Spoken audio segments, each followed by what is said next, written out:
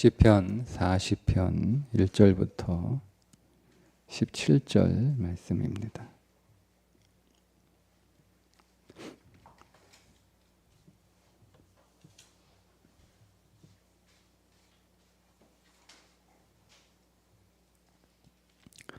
내가 여호와를 기다리고 기다렸더니 귀를 기울이사 나의 부르짖음을 들으셨도다. 나를 기가 막힐 웅덩이와 수렁에서 끌어올리시고 내 발을 반석 위에 두사 내 걸음을 견고하게 하셨도다. 새 노래 곧 우리 하나님께 올릴 찬송을 내 입에 두셨으니 많은 사람이 보고 두려워하여 여호와를 의지하리로다. 여호와를 의지하고 교만한 자와 거짓에 치우치는 자를 돌아보지 아니하는 자는 복이 있도다. 여호와 나의 하나님이여, 주께서 행하신 기적이 많고 우리를 향하신 주의 생각도 많아 누구도 주와 견줄 수가 없나이다. 내가 널리 알려 말하고자 하나 너무 많아 그 수를 셀 수도 없나이다. 주께서 내 귀를 통하여 내게 들려주시기를 제사와 예물을 기뻐하지 아니하시며 번제와 속죄제를 요구하지 아니하신다 하신지라. 그때에 내가 말하기를 내가 왔나이다. 나를 가리켜 기록한 것이 두루마리 책에 있나이다. 나의 하나님이여, 내가 주의 뜻 행하기를 즐기오니 주의 법이 나의 심중에 있나이다 하였나이다. 내가 많은 회중 가운데서 의의 기쁜 소식을 전하였나이다. 여호와여, 내가 내 입술을 닫지 아니할 줄을 주께서 아시나이다. 내가 주의 공로를 내 심중에 숨기지 아니하고 주의 성실과 구원을 선포하였으며 내가 주의 인자와 진리를 많은 회중 가운데서 감추지 아니하였나이다. 여호와여, 주의 공의를 내게서 거두지 마시고 주의 인자와 진리로 나를 항상 보호하소서. 수많은 재앙이 나를 둘러싸고 나의 죄악에 나를 덮침으로 우러러 볼 수도 없으며 죄가 나의 머리털보다 많음으로 내가 낙심하였음이니이다. 여호와여, 은총을 베푸사 나를 구원하소서. 여호와여, 속히 나를 도우소서. 내 생명을 찾아 멸하려 하는 자는 다 수치와 낭패를 당하게 하시며 나의 해를 기뻐하는 자는 다 물러가 욕을 당하게 하소서. 나를 향하여 하하하하 하며 조소하는 자들이 자기 수치로 말미암아 놀라게 하소서. 주를 찾는 자는 다 주 안에서 즐거워하고 기뻐하게 하시며 주의 구원을 사랑하는 자는 항상 말하기를 여호와는 위대하시다 하게 하소서. 나는 가난하고 궁핍하오나 주께서는 나를 생각하시오니 주는 나의 도움이시오 나를 건지시는 이시라. 나의 하나님이여, 지체하지 마소서. 아멘. 시편 40편은 다윗이 현재 극심한 고난을 당하고 있는 상황인데 그 상황에서 주의 구원을 바라며 기도하고 있는 시입니다. 그런데 다윗이 주의 구원을 바랄 때 하나님이 자신을 구원하셔야 되는 이유가 자기에게 있지 않고 하나님께 있다는 겁니다. 과거에 자신이 하나님으로부터 구원을 받았던 체험을 다시 한번 회상하며 그 구원의 하나님을 찬송하는 내용이 10절까지 기록되어 있는데 과거에 자신을 구원하셨던 그 하나님의 구원 역시 자기가 구원받을 만한 이유나 어떤 구원받을 만한 자격이 있어서 구원을 받는 것이 아니고 과거에 자신을 구원하신 그 하나님의 성품, 그 하나님의 성품으로 말미암아 자신이 구원을 얻었다는 거죠. 그래서 지금 다윗이 찬송하고 있는 하나님의 구원은 하나님이 구원하신 하나님의 능력이 아니라 자신을 구원하신 하나님의 성품을 찬송하고 있는 거예요. 우리가 하나님 앞에 기도할 때 하나님이 나의 기도를 응답하실 이유는 나에게 있는 것이 아니라 오직 하나님의 은혜에 있다라고 하는 믿음과 같은 겁니다. 하나님이 나를 도와주셔야 되는 이유, 우리가 종종 믿음을 빙자한 교만한 기도를 하는 경우가 있거든요. 그게 뭐냐면 하나님이 나를 구원하시는 것이 하나님에게 유익하다. 하나님이 나를 구원하지 않으면 하나님은 손해다. 그런 의미의 기도와 말을 우리가 하는 사람들을 만날 수 있습니다. 하나님은 내가 없어도 전혀 손해가 아니에요. 오히려 하나님은 나를 구원하시기 위하여 이루 말할 수 없는 엄청난 손해를 입으셨어요. 그게 하나님이 내게 베푸신 은혜입니다. 근데 그것을 마치 우리는 잘못 이해해서 하나님이 나를 구원하셔야, 그러니까 우리가 어떤 하나님이 나를 구원하시는 것에 대해서 어떤 조건을 달아요. 하나님이 나를 구원하시면 내가 뭐 하겠다. 하나님이 나를 도와주시면 내가 어떻게 하겠다. 일종의 서원과 같은 건데 여러분, 우리가 오해하고 있는 것이 하나님은 내가 없어도 돼요. 하나님은 내가 필요해서 하나님은 나를 구원하신 게 아니고 하나님은 나를 사랑하셔서 나를 구원하신 거예요. 하나님은 내가 없어도 돼요. 하나님은 내가 필요하지 않아요. 하나님은 나의 도움이 조금도 필요 없어요. 하나님은 온 인류의 사람들, 나뿐만 아니라 온 인류의 모든 사람들도 하나님에게는 필요하지 않아요. 하나님이 오늘 우리를 구원하신 이유는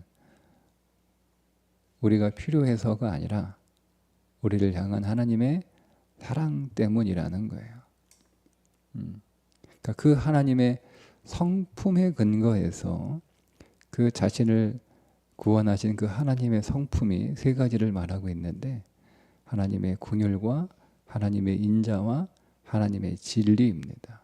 오늘 말씀해 보면 세 가지를 말씀하고 있죠. 11절에 여호와여 주의 긍휼을 내게서 거두지 마시고 주의 인자와 진리로 나를 항상 보호하소서. 자기가 과거에 얼마나 하나님께 충성했는지, 지금도 내가 하나님 앞에 얼마나 잘하고 있는지, 또 앞으로도 내가 하나님한테 얼마나 잘할 것인지, 그러니까 하나님이 나를 꼭 구원해 달라라고 하는 구원의 근거가 자기에게 있는 게 아니라 오직 하나님께 있어요. 하나님의 성품, 우리를 불쌍히 여기시는 긍휼, 우리를 끝없이 한없이 사랑하시는 그 하나님의 사랑하시되 그냥 사랑하시는 것이 아니라 성실하게 충성을 다해서 온 마음으로 끝까지 그 책임을 다하시는 그 하나님의 진리, 그게 하나님의 성품이에요. 그 하나님의 성품에 근거해서 하나님을 찾고 있는 거예요. 그래서 1절에 그렇게 시작을 하잖아요. 내가 여호와를 기다리고 기다렸더니.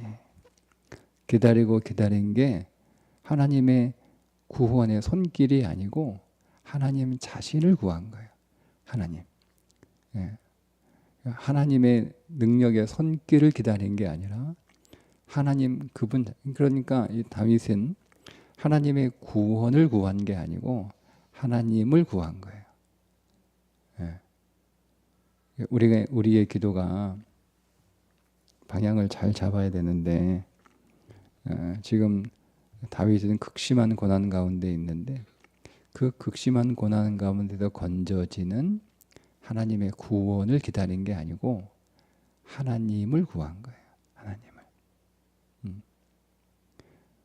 그리고 그 하나님을 구한다라고 하는 것은 자신이 구원되는 그 방법과 그 길이 하나님의 방법과 하나님의 길이라는 거예요. 그러니까 다윗이 생각하는 다윗의 방법이나 다윗이 원하는 다윗의 길로 그가 구원되는 게 아니고 하나님의 방법과 하나님의 길로 자기가 여기에서 건져지고 구원되기를 원한다는 거예요. 여러분, 우리가 어떤 극심한 문제 가운데 있을 때 거기에서 우리가 건져지는 그 구원에 대해서 우리의 생각대로 우리가 구원되기를 원하거든요. 그러니까 우리가 생각대로 구원되지 않으면 우리는 하나님이 오늘 우리를 돕지 않으셨다 이렇게 생각을 합니다. 그러니까 내가 생각하는 방법이 있잖아요. 내가 어떤 문제를 갖고 있으면 뭐 예를 들면 그 질병을 가지고 있으면 그 질병에서 내가 깨끗하게 치유되고 온전하게 회복되는 게 내가 생각하는 방법이잖아요. 내가 어떤 경제적인 문제가 있어요. 그러면 거기에서 해결이 돼서 뭐 돈이 생긴다거나 뭐 그런 그 것만을 우리는 내가 이 문제가 해결되고 건져지는 것이다라고 생각하잖아요. 그죠? 그래서 그렇게 우리 기도합니다. 하나님, 내 질병이 낫게 해주시고 내 돈 문제가 해결되게 하시고 내 직장의 문제가 하나님 열리게 하시고 뭐 이렇게 우리가 구체적으로 우리가 원하는 것들을 하나님 앞에 기도하는데 다윗은 어떻게 기도하고 있냐면 하나님의 방식과 하나님의 길로 내 인생 안에서 주의 구원을 펼쳐달라고 그 하나님을 기다리고 있는 거예요. 그것이 하나님을 기다리고 기다렸더니라고 하는 말씀의 의미예요. 그래서 두 가지 확신이 있는데 하나는 반드시 하나님이 나를 구원하실 것이다 라고 하는 확신이에요. 그 확신은 그분의 성품에 있어요. 그분의 긍휼과 그분의 인자와 그분의 진리라고 하는 그의 성품에 대한 확신이에요. 그분의 긍휼, 우리를 불쌍히 여기시는 그분의 그 긍휼하신 마음, 우리를 사랑하시되 끝까지 사랑하시는 그분의 헤세드, 그리고 그분이 성실하게 우리와 하신 그 언약에 충성되시는 그분의 성품, 그거에 근거해 그 확신이에요. 그 확신이에요. 그러니까 우리의 확신은 어디에 있냐면 대부분 자기 자신이나 우리의 상황에 있단 말이에요. 우리 자신의 능력에 확신을 갖든 아니면 우리가 처해 있는 상황에 어떤 확신을 가져야, 그래서 그 능력이 최대한 발휘되도록 그 상황이 최대한 오늘 우리에게 어떤 효과를 나타내도록 거기에 우리가 근거해서 기도하고 말하잖아요. 근데 다윗은 그렇지 않잖아요. 자기의 능력은 전혀 없다는 거예요. 보세요. 다윗이 뭐라고 기도하냐면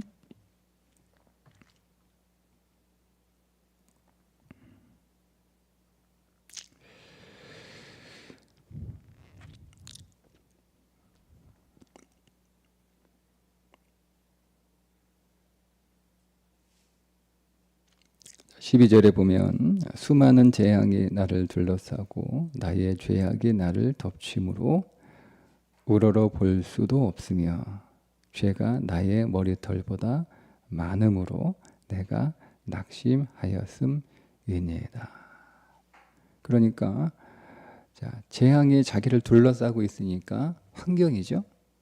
그러니까 자신의 환경은 그 어떤 것도 기대할 수 없고 그 어떤 것도 희망을 가질 수 없는 그런 수많은 재앙으로 둘러싸인 환경이에요. 그러니까 이 환경을 근거해서 보면 자기는 결코 구원을 받을 수가 없어요. 여기에서 벗어날 수가 없어요.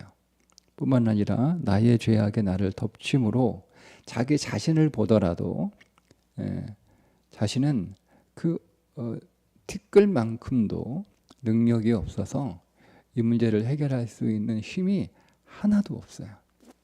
그러니까 다윗은 자신의 능력이나 자기가 처하게 되는 환경을 근거로 해서 보면 그 어떤 구원도 기대할 수 없는 철저하게 절망적인 상황이어서 낙심한다고 하잖아요. 낙심한다고.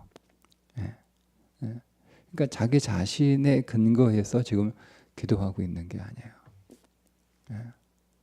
그러니까 오늘 우리의 기도가 우리 자신의 능력이나 우리 자신이 처한 환경에 어떤 근거를 두고 거기에 확신을 가지고 거기에 조금이라도 소망을 걸고 우리가 기도해서는 안 된다는 거예요. 설사 그런 것이 내 눈에 보인다 할지라도 오늘 우리의 기도의 확신은 우리의 능력이나 우리가 처한 환경에 어떤 기댈 만한 가능성이 아니라 철저하게 하나님의 성품에 기대해야 되는 거예요. 그분의 긍휼하신, 그분의 인자하심, 그분의 진리에 근거를 두고 거기에 확신을 가지고 그 확신 안에서 기도해야 되는 거예요. 그게 기도자가 가져야 될 첫 번째 확신입니다. 두 번째 확신은 하나님이 하나님의 셀 수 없는 수많은 방법과 계획을 가지고 계신다라고 하는 확신이에요. 우리는 우리가 생각하고 있는 방법이나 길이 몇 개 안 돼요. 많아야 뭐 두서너 가지, 아니면 하나밖에 생각할 수 없거나. 근데 그분의 방법은 신묘막측하여서 셀 수 없는 계획을 가지고 계세요. 자, 5절에 보면 여호와 나의 하나님이여 주께서 행하신 기적이 많고 우리를 향하신 주의 생각도 많아 누구도 주와 견줄 수가 없나이다. 내가 널리 알려 말하고자 하나 너무 많아 그 수를 셀 수도 없나이다. 네, 여러분 이 5절의 말씀은 12절에 있는 말씀하고 서로 이렇게 대조가 되는 말씀이잖아요. 하나님의 방법이 셀 수도 없을 만큼 그분의 계획과 그분의 생각이 내가 이해할 수 없을 만큼 셀 수도 없을 만큼 많아요. 그런데 반면에 12절에서 내 상황이나 내 이 무력함은 또 셀 수 없을 만큼 문제가 많아요. 머리털보다 많다라고 말하는 거예요. 그런데 오늘 우리의 머리털을 하나님이 세실 수 있잖아요. 그죠? 그 하나님은 그러니까 그거보다 더 많은 계획과 더 많은 그 하나님의 길과 더 많은 하나님의 방법을 가지고 있다라고 기도하는 거예요. 그러니까 우리가 그 확신에 있어야 되는 거예요. 하나님의 성품에 대한 확신일 뿐만 아니라 하나님의 나를 도우시고 하나님의 내 길을 열어가실 수 있는 이루 헤아릴 수 없는 수많은 하나님의 계획과 하나님의 섭리를 가지고 있다는 거예요. 그 확신 안에서 하나님을 의지하고 하나님을 바라보는 자는 복이 있다라는 거예요. 복이 있다라는 거예요. 이걸 믿음이라고 말하는 거죠. 제가 언제인지는 기억은 나지 않는데 작년 아니면 재작년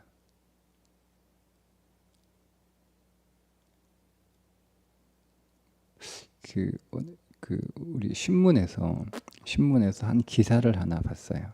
저게 근데 인상적인 기사여서 그 기사가 가끔 생각이 나요.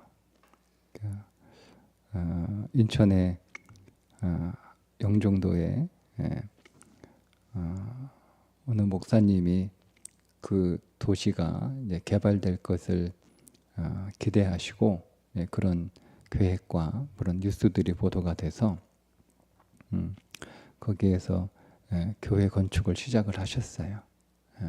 근데 뭐 시골 뭐 교회이고 또 작은 교회이고 그래서 건축이 잘 되지 않았어요. 그래서 결국 그 건축 스트레스로 돌아가셨는데 빚만 10억이에요. 빚만 10억. 교회 건축을 하다가 교회 건축도 제대로 되지 않은 상태에서 빚만 10억. 뭐 땅을 뭐 이렇게 사는데 7억. 종교 부지 때문에 시하고 뭐 옥신각신 이렇게 하다가 결국 종교 부지도 분할을 받았는데 가격이 너무 비싼데 그게 이제 7억. 뭐 거기서 뭐 조금 공사 이렇게 하려고 하니까 뭐 빚만 10억. 네, 그 스트레스로 갑자기 돌아가셨어요. 너무 심해가지고. 근데 그 교회에 후임으로 누가 왔냐면 사위가 왔어요. 사위가. 이 사위가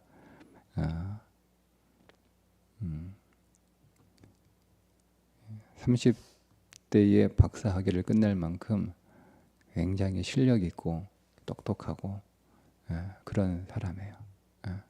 근데 그런 교회 누가 가겠어요? 아무도 가지 않잖아요. 아무도. 빚만 10억인 작은 교회에 누가 갑니까? 아무도 안 갑니다.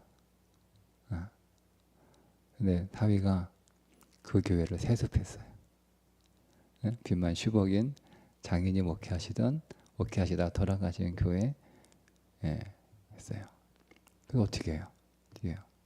그 교회 그동안 책상에만 앉아 있었던 사람이 사람을 불러가지고 건축할 수 있는 그런 빚만 10억이니까 빚만 10억. 정확히 9억 6천에 통장은 마이너스 4천. 10억인 거예요. 해봤겠어요? 그러니까 이제 본인이 한 거예요. 본인이 다 한 번도 건축해 본 사람이 없는 사람이 그 본인이 그거 한 거예요. 그럼 뭐 먹고 생활을 해야 될 거 아니에요. 그 사모가 오르간을 전공한 사람인데 시장에서 이제 알바하는 거예요. 그렇게 이제 해서 하나 뭐 해가지고 교회를 이렇게 지었어요. 교회를 다 지었어요. 뭐 교회를 뭐 지었는데 뭐 제대로 졌겠어요? 얼마 안 가서 뭐 비 오면 물 새고 뭐 떨어지고 부서지고 뭐 그렇게 이제 교회를 지은 거예요. 이제 그러다가 이제 그 교회가 이제 섬이고 그러니까 또 교회도 어쨌든 뭐 속은 좀 부실하지만 겉은 그래도 새로 지은 건물이니까 이렇게 수련회를 이렇게 교회에서 가끔 오나 봐요. 근데 한 교회에서 수련회가 왔는데 그 수련회에 온 사람 중에 교회 나온 지 얼마 되지 않는 새신자가 있었어요. 근데 그 새신자가 헌금을 한 거예요. 그 교회에. 그 5억이란 돈을 헌금한 거예요. 교회에 얼마 나오지 않은 새신자가. 500만 원도 아니고 5천만 원도 아니고 5억이라는 돈을 헌금을 한 거예요. 그러니까 상상할 수 없는 거잖아요. 상상할 수 없는 거예요.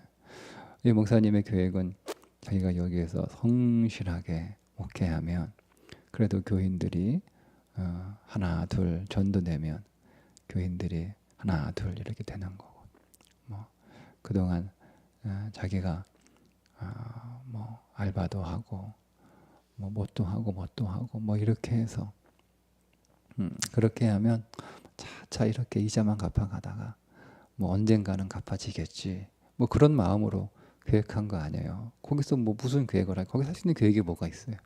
목회도 해야 되는데 할 수 있는 계획이 뭐가 있어요? 뭐 없어요. 상상할 수 있는 건 성실하게 알바하는 거, 뭐 이제 박사학위 받았으니까 학교에서 뭐 강의가 있으면 뭐 강의 뭐 일주일에 뭐 두서너 번 뭐 가서 뭐 한두 차례 강의하는 거, 자기가 이제 책을 쓰면 그 책을 좀 팔려서 거기서 좀 이렇게 수익이 남는 거 그런 거 말고 생각할 수 있는 게 없잖아요. 그죠? 뭐가 있어요? 예. 그런데 상상할 수 없는 생긴 거예요. 생긴 거예요. 거기서 학교도 강의도 들어오고 그 이후에 자기가 쓴 책이 교재로 채택이 돼서 또 교재로도 나오고 하면서 다 갚았어요. 돈을.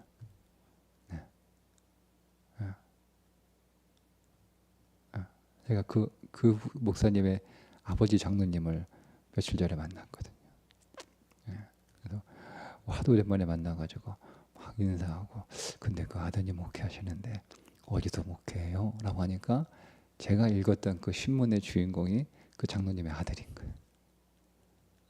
그 얘기를 들은 거예요. 얼마나 감동이 되는지. 참 장로님처럼 훌륭하신 장로님처럼 그 아들도 훌륭하네요. 뭐 이렇게 인사하고 헤어졌는데 오늘 말씀을 읽으면서 그분 생각이 났어요. 하나님이 오늘 우리를 구원하시는 하나님의 생각과 하나님의 방법과 하나님의 길은 이루 말할 수 없이 많다는 거예요. 내가 가지고 있는 능력은 하나도 없어요. 하나도. 너무 절망적이고 너무 낙심해요.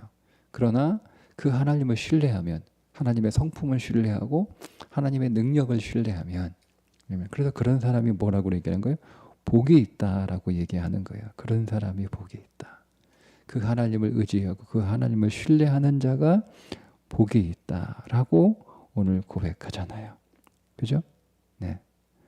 4절에 여호와를 의지하고 교만한 자와 거짓에 치우치는 자를 돌아보지 아니하는 자는 복이 있도다. 복이 있는 거예요. 네. 그러니까 우리는 여러분 우리 자신을 신뢰하거나 우리가 처한 환경을 의지하는 게 아니고 오직 내가 믿는 하나님 한 분만을 신뢰하면 되는 거예요. 그분에게만 소망이 있고 그분에게만 방법이 있고 그분에게만 길이 있다. 우리가 셀 수 없는, 우리가 상상할 수 없는 하나님의 그 방법과 하나님의 길은 우리가 셀 수 없고 우리가 상상할 수 없는 그런 놀라운 하나님의 방법과 길이 있음을 믿고 그분을 신뢰하는 거예요.